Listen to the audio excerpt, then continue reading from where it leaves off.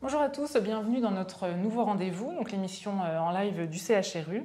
Une émission aujourd'hui qui se déroule en marge de la Journée internationale de la lutte contre les violences faites aux femmes qui a lieu chaque année le 25 novembre. En effet, les violences faites aux femmes peuvent prendre aujourd'hui plusieurs visages: harcèlement, agression sexuelle, violence conjugale, gestes déplacés, sur son lieu de travail, dans la rue, mais également dans son parcours de soins. Aujourd'hui, la maternité du CHRU de Nancy s'engage dans cette lutte pour rassurer les femmes sur les pratiques dans l'établissement, mais surtout pour informer des diverses prises en charge existantes. Nous allons avoir aujourd'hui 3 invités. Dans la deuxième partie de l'émission, j'aurai le plaisir d'accueillir le Dr Arter, qui est médecin gynécologue, chirurgienne gynécologique, spécialisée dans les reconstructions après mutilation sexuelle. Et enfin, nous terminerons l'émission avec Carole Schmitt, qui est sage-femme et qui travaille au centre de santé sexuelle de la maternité et qui interviendra sur la question de l'IVG et du délai d'allongement de l'IVG. Mais tout d'abord, j'ai le plaisir d'accueillir Claire Plantier, qui est déjà à mes côtés, qui est sage-femme donc à la maternité du CHRU de Nancy, oui, et qui est particulièrement référente dans la lutte contre les violences faites aux femmes. Claire, bonjour, merci d'être avec nous. Oui, bonjour, merci. Donc, vous êtes référente violences faites aux femmes au sein de la maternité. Est-ce que vous pouvez nous en dire un peu plus sur cette mission et nous préciser depuis quand elle existe au sein de la maternité? Oui, alors on est venu me chercher il y a maintenant 2 ans et demi pour me demander si je voulais m'occuper donc de cette mission. J'ai dit oui. C'est une mission qui a été nouvellement créée? Alors, c'est une mission qui, au départ, vient du réseau périnatal lorrain. D'accord. Qui a mis en place dans toutes les maternités de Lorraine une sage-femme référente. Voilà. Et j'ai été formée. J'étais vraiment, j'ai une formation sérieuse qui m'a permis de démarrer cette fonction il y a maintenant à peu près 1 an. On a démarré ça avec une journée de sensibilisation qu'avait organisé le CIDFF de Nancy, le Centre d'information des droits des femmes et des familles, qui a bien voulu, qui a lancé cette démarche et cet engagement que prend le CHRU contre les violences faites aux femmes. D'accord. Alors, je rappelle, parce que je ne l'ai pas indiqué en début d'émission, si vous avez des commentaires ou des questions à poser, n'hésitez pas à les poser soit en commentaire, ou sinon, si vous souhaitez respecter un anonymat, vous pouvez tout à fait nous envoyer vos messages en message privé sur la page du CHU et nous y répondrons avec nos spécialistes dans les meilleurs délais. Donc alors Claire, revenons au sujet qui nous intéresse aujourd'hui. Donc d'une façon plus générale, comment la maternité concrètement s'engage dans cette lutte contre les violences faites aux femmes, notamment dans le parcours de soins? Alors, dans les missions qui m'ont été conférées, j'ai tout d'abord une mission de sensibilisation et des patientes et du personnel. Voilà. Donc j'ai fait beaucoup d'affichage dans les salles d'attente, dans les couloirs, dans les salles de consultation, dans les cabinets de déshabillage, parce que c'est un endroit où la femme a toute son intimité. Et puis nous avons mis en place, je dis nous parce que voilà, j'ai aussi travaillé avec d'autres personnes, nous avons mis en place plusieurs outils, on y reviendra un petit peu plus tard, plus en détail, un questionnaire qui a été mis en place dans le dossier obstétrical en systématique pour toute personne, quelle qu'elle soit, puisque cette violence n'a aucune frontière et voilà, on ne peut pas stigmatiser des gens, ça peut toucher tout le monde, que cette thématique soit discutée avec toute patiente. Et toutes les patientes. Voilà. Donc c'est inclus dans le dossier obstétrical ou gynécologique de la patiente et la femme comme ça, elle sait que notre établissement est engagé et qu'elle peut un jour, si elle le souhaite, libérer sa parole et nous solliciter. Tout à fait.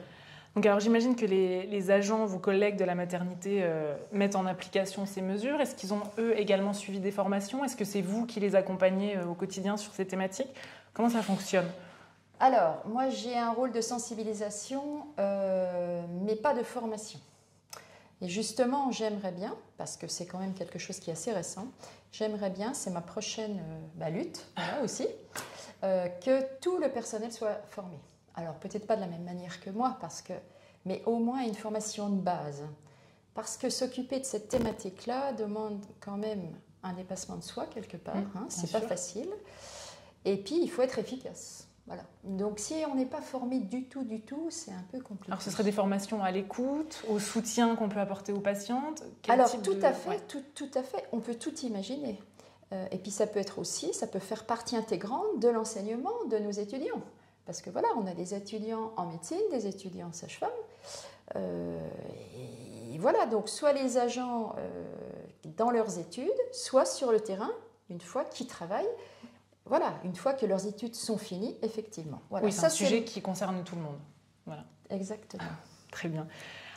Ces derniers temps, on entend beaucoup parler de violences gynécologiques.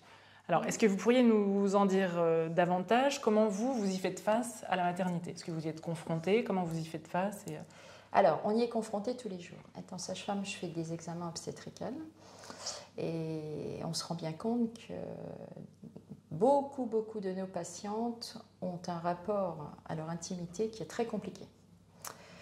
Alors évidemment, dans le suivi de nos patientes, c'est parfois un examen qui doit se faire. Enfin, en tout cas, elle a le droit de refuser, mais c'est quand même bien de temps en temps d'amener notre patiente à accepter. Et donc, on lui demande son consentement.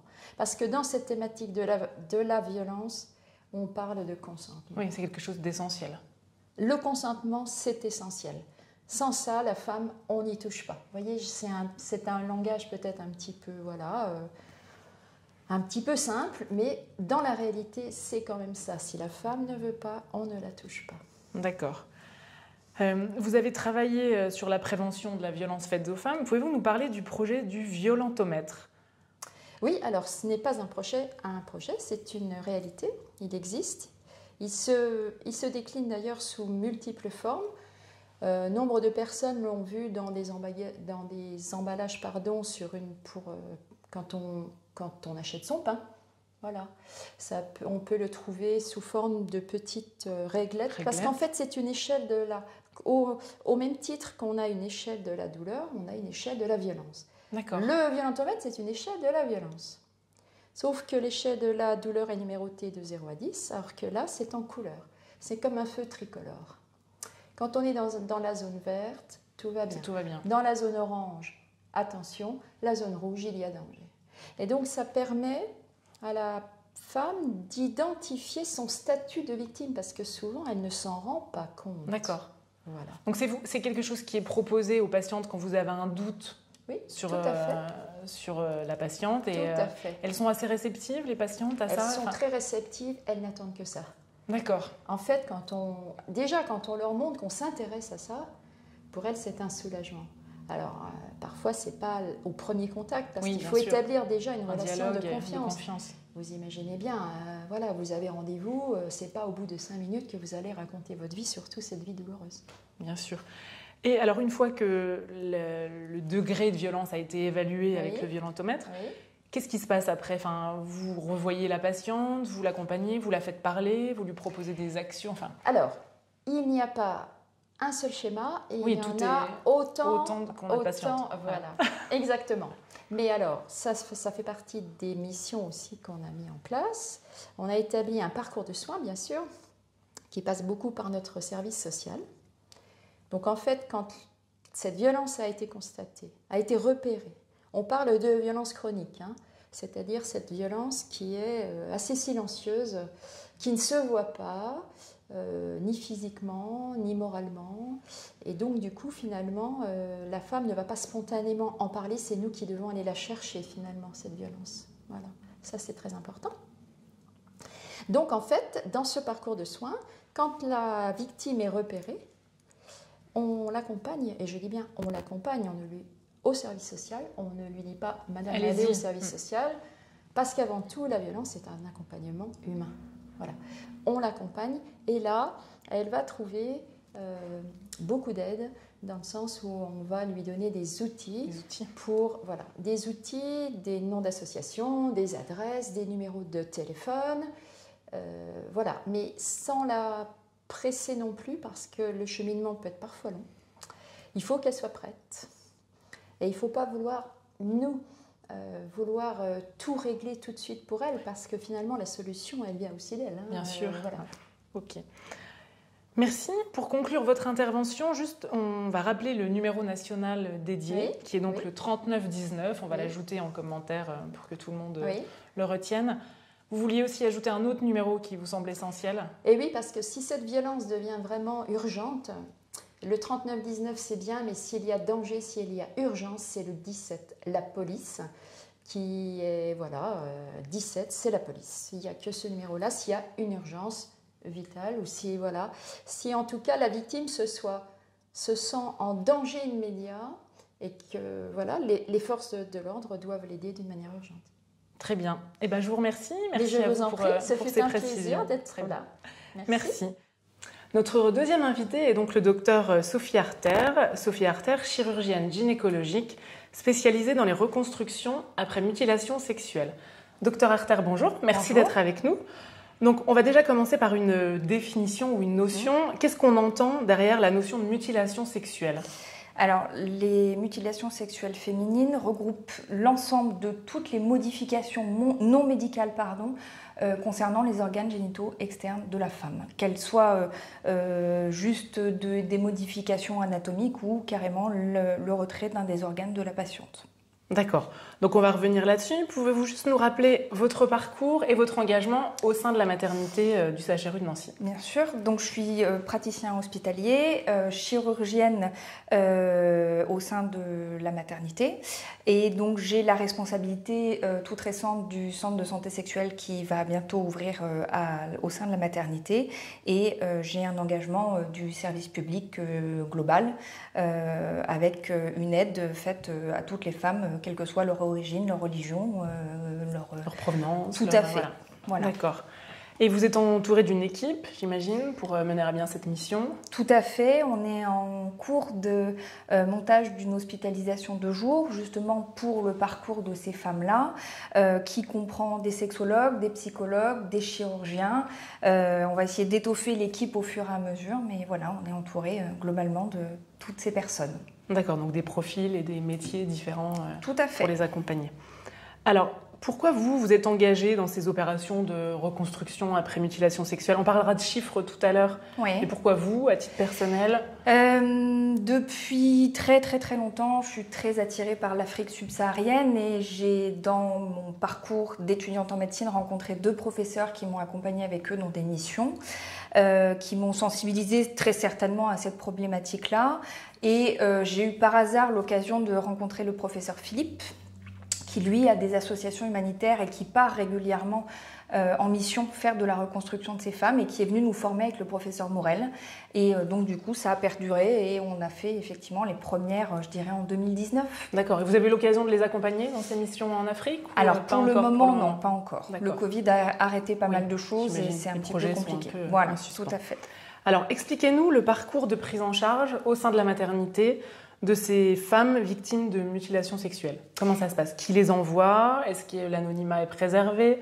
Expliquez-nous un peu tout le circuit. Il n'y a pas forcément d'anonymat. Les patientes, elles sont vues soit en consultation de gynécologie pour un suivi classique ou aux urgences parce qu'elles ont des difficultés gynécologiques quelles qu'elles soient.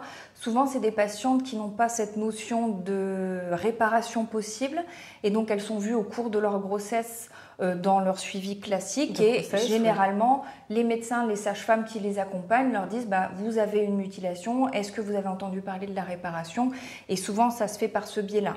Après ça peut se faire par la patiente parce qu'elles sont souvent accueillies dans des foyers avec des éducatrices et elles en parlent un petit peu autour d'elles et il y a aussi le bouche-à-oreille de la communauté qui fait que ça fonctionne et qui viennent nous contacter et au moins avoir une information. Toutes ne se font pas réparer, mais au moins elles savent que ça existe. Ça existe. Est-ce qu'il y a un suivi psychologique? Est-ce qu'elles ont un accompagnement particulier?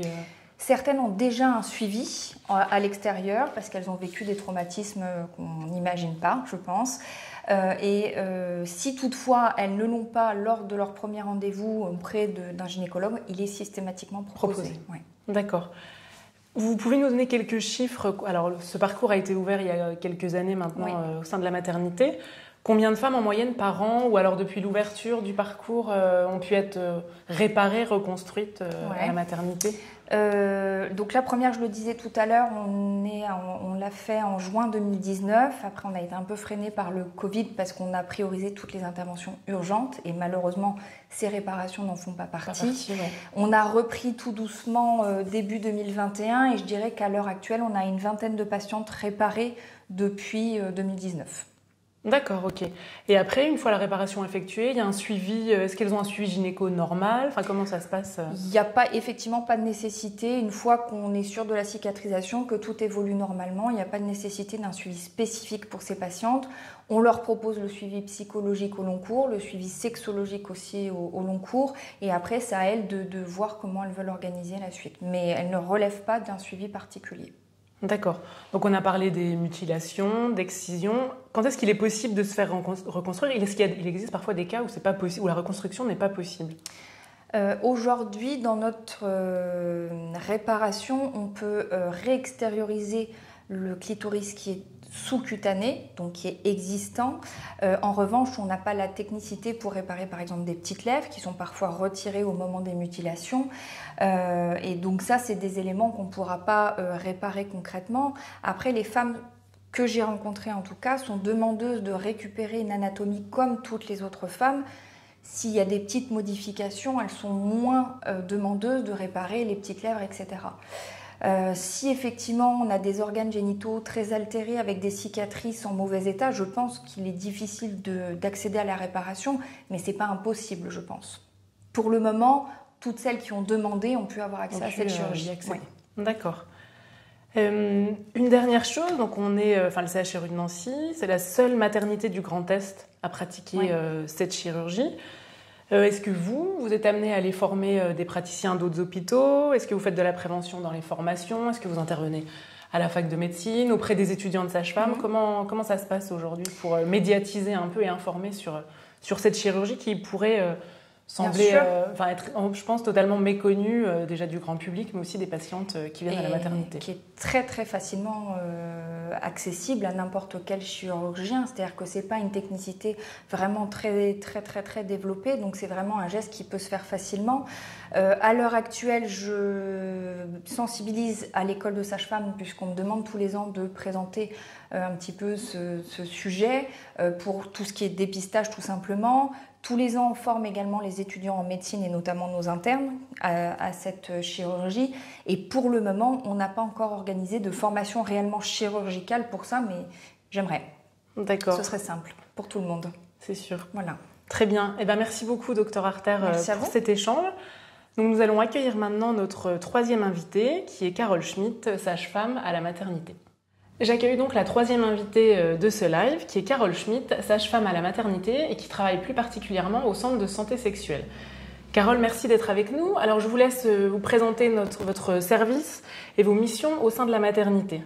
Oui, bonjour. Donc, je travaille à la fois à la maternité au service des consultations externes en tant que sexologue et je travaille en effet au centre de santé sexuelle où là, j'ai une activité très diverse qui peut aller des consultations de gynécologie de prévention pour les adolescents et les non-assurés sociaux, les constats de grossesse toujours pour les ados et les non-assurés sociaux, pour la prise en charge de l'IVG médicamenteuse à la maison pour les femmes qui nous en font la demande, pour les entretiens psychosociaux et nous faisons également des informations collectives aux collégiens et aux lycéens sur le thème de la santé sexuelle. Donc c'est une réelle chance finalement d'être en lien avec les deux services parce que ça nous permet d'organiser plus facilement par exemple les entretiens psychosociaux ou quand une femme fait appel au centre de santé sexuelle et qui a besoin d'être prise en charge au service d'orthogénie, d'IVG, des consultations externes, c'est plus facile pour la prise en charge. D'accord, merci pour ces précisions. Donc là, votre intervention va concerner l'IVG plus particulièrement. Donc il y a une loi, le 2 mars 2022, qui a allongé le délai de l'IVG. Donc on est passé de 12 semaines à 14 semaines. Il y a aussi eu la suppression du délai de réflexion. Est-ce que vous pouvez nous expliquer en quoi ça consiste et ce que c'est au juste ce délai de réflexion et l'allongement, qu'est-ce que ça apporte aujourd'hui aux femmes? Alors effectivement, la loi du 2 mars permet d'allonger les délais de prise en charge des femmes. On passe de 12 semaines de grossesse à 14 semaines pour les femmes qui souhaitent faire une IVG. C'est très important de communiquer sur ce droit qui existe maintenant, parce que de temps en temps, les femmes ne savaient pas qu'elles étaient enceintes, soit parce qu'il y avait un déni de grossesse, soit c'était des mineurs qui ne savaient pas où aller pour la prise en charge, soit c'était des femmes qui avaient besoin de plus de temps pour réfléchir, ou enfin c'était des femmes qui avaient subi une certaine errance médicale pour la prise en charge. Et donc ces femmes étaient contraintes d'aller à l'étranger pour aller réaliser leur IVG, et ça avait forcément un coût financier pour elles. Donc aujourd'hui, la loi va nous permettre de continuer à prendre ces femmes-là jusqu'à 14 semaines sans qu'elles aient besoin finalement d'aller à l'étranger. Donc c'est plus simple pour elles. Après, le délai de réflexion, il fait suite à un lancement d'un programme national pour améliorer la prise en charge de l'IVG qui a débuté en 2015. Lorsque la loi Veil avait été votée le 17 janvier 1975, toutes les femmes avaient un délai de réflexion de 7 jours. D'accord. En 2016, la loi avait permis la suppression du délai de réflexion pour les femmes majeures. Par contre, quand les femmes faisaient la demande d'un entretien psychosocial, ou par exemple pour les mineurs pour qui l'entretien était obligatoire, il y avait toujours un délai de 48 heures. Donc finalement, là, la loi, elle permet la suppression du délai pour toutes les femmes, qu'elles fassent la demande d'un entretien psychosocial ou pas, et qu'elles soient mineures ou pas. Voilà. D'accord. Et alors concrètement, combien de temps, alors si une femme décide de pratiquer une IVG, elle peut être pratiquée sous combien de temps l'IVG? Enfin, logistiquement, si on peut dire, combien de temps ça prend la procédure pour pratiquer, selon le type d'IVG, bien entendu? Alors généralement, le premier contact se fait souvent par téléphone, où là, nous avons une équipe qui est dédiée à la prise en charge de l'IVG, qui est réalisée par des professionnels de santé formés. C'est soit des infirmières, soit des sages-femmes en fonction du service dans lequel elles sont prises en charge. Et on va, dès le premier contact téléphonique, en fait, leur expliquer qu'il faut faire des examens complémentaires pour pouvoir faire l'IVG. Okay. Donc c'est une prise en charge, une prise de sang, une échographie. Et à ce moment-là, on leur donne également le dossier guide IVG qui est réalisé par le ministère de la Santé en 2018, qui donne toutes les informations sur comment se passe l'IVG, et on leur donne tout de suite un premier rendez-vous. Donc ça peut aller très vite. Rapidement. Tout à fait. D'accord. Alors aujourd'hui, tout le monde a entendu parler dans l'actualité de l'interdiction de l'IVG dans certains États américains, qui peut être dangereuse parce que les femmes passent soit par des pratiques illégales ou alors se débrouillent seules ou vont à l'étranger pour pratiquer l'IVG. C'est quand même positif de savoir qu'en France, des établissements comme la maternité proposent des parcours dédiés pour ces femmes-là. Tout à fait. Donc à la maternité, on a la chance finalement d'avoir 2 structures qui réalisent les IVG. On a déjà le centre d'orthogénie donc d'IVG aux consultations externes qui reçoit toutes les femmes, quelle que soit leur demande, que ce soit une IVG médicamenteuse à la maison ou une IVG médicamenteuse avec hospitalisation ou l'IVG chirurgicale. Et à côté, on a un autre centre, le centre de santé sexuelle, qui prend en charge, qui fait par exemple les constats pour les mineurs quand elles ne savent pas où aller, ou qui peut faire l'IVG médicamenteuse avec hospitalisation. Donc ça permet vraiment d'apporter une certaine fluidité entre les services, ça permet de diminuer les prises en charge pour les patientes, ça permet aussi d'harmoniser les protocoles, et ça c'est des choses qui sont importantes. Là, vous avez parlé de différents types d'IVG, médicamenteuses à domicile ou à l'hôpital, chirurgicales, je crois que c'est ce que vous avez dit. Comment la patiente, qui choisit le type d'IVG adapté selon la patiente en fait? Alors, en fait, le choix du protocole se fait en fonction déjà du terme où la femme en est dans sa grossesse. On peut faire une IVG médicamenteuse jusqu'à 9 semaines d'aménorrhée, soit 7 semaines de grossesse. Et on peut la faire soit avec une hospitalisation, soit à la maison. Donc, l'IVG chirurgicale peut se faire à tout type, à tout moment de la grossesse, et elle devient obligatoire si la femme est enceinte de plus de 9 semaines d'aménorrhée.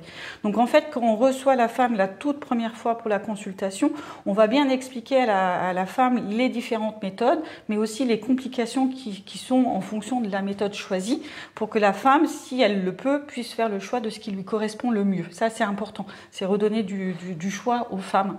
D'accord. Et ça, c'est quelque chose de très important. Essentiel, effectivement. Ouais. Alors, pour renseigner les femmes qui nous regardent, pour prendre rendez-vous, On se rend sur le site de la maternité, on peut prendre rendez-vous directement via Doctolib ou est-ce qu'il y a un numéro dédié au sein de la maternité? Alors, il y a un numéro dédié à la maternité qui est le 03 83 34 44 27. Oui, on l'ajoutera dans les commentaires. Où les infirmières sont présentes sur site et sont vraiment un personnel formé et dédié à la prise en charge de l'IVG. Autrement, on peut appeler également le centre de santé sexuelle où également là, il y aura des sages-femmes pour répondre aux demandes des patientes. D'accord. Donc j'imagine que les personnels présents dans ces parcours sont justement formés pour accueillir des patientes qui demandent un IVG. Il y a une formation spéciale pour éviter tout jugement ou culpabilisation des patientes. Donc, Oui, ça c'est clair. L'HAS en 2018 a préconisé le fait que le personnel devait être formé et que ça devait être un personnel dédié. C'est ce qui est réalisé à la maternité de Nancy dans les deux structures, que ce soit au service d'IVG ou au centre de santé sexuelle. Et ensuite, tout le personnel, quel que soit le moment de la prise en charge, est formé, que ce soit les médecins, les sages-femmes, les infirmières, les psychologues ou la conseillère conjugale. On est tous formés à prendre en charge la patiente sans culpabilité, et que ce soit en consultation, au moment de l'hospitalisation ou au moment des complications qui pourraient être possibles. Donc ça, c'est quelque chose d'important. D'essentiel, effectivement. Alors, comment se passe l'après-IVG ? Est-ce qu'il peut y avoir des risques? Quelles sont les contraintes, les contre-indications après l'IVG? Après un avortement, il y a toujours un rendez-vous de consultation post qui est donné à la patiente. D'accord. Ce rendez-vous, c'est un rendez-vous en présentiel ou en téléconsultation. Combien de temps après Alors ça dépend, 15 jours ou 3 semaines après, en fonction du protocole. Et ça nous permet de nous assurer que l'IVG est bien réalisé. Ça nous permet également de voir comment la personne a vécu psychologiquement cette interruption volontaire de grossesse et si elle a besoin, par exemple, d'avoir un entretien psychosocial post-IVG. Et généralement, les choses vont bien. D'accord. Alors, est-ce qu'il y a un risque pour une femme après un IVG, pour une future grossesse ou un risque de développement anormal du futur fœtus? Quels sont les risques en fait? Alors oui, il y a des complications qui existent malheureusement. La plupart du temps, les risques sont plutôt faibles, mais il peut y arriver qu'il y ait des complications du type des résidus qui sont restés dans l'utérus. Il peut y avoir des infections ou il peut y avoir une hémorragie. Et dans certains cas, ces complications peuvent nécessiter le passage au bloc en urgence pour prendre en charge la complication. Et dans d'autres cas, mais vraiment très extrêmes, ça peut engendrer des complications pour avoir d'autres enfants. Mais c'est vraiment très extrême et rare. Oui. Ok, très bien. Eh ben, merci pour toutes ces informations, toutes ces précisions. Donc, je vous rappelle que vous pourrez retrouver toutes les informations utiles dans les commentaires de cette vidéo Facebook.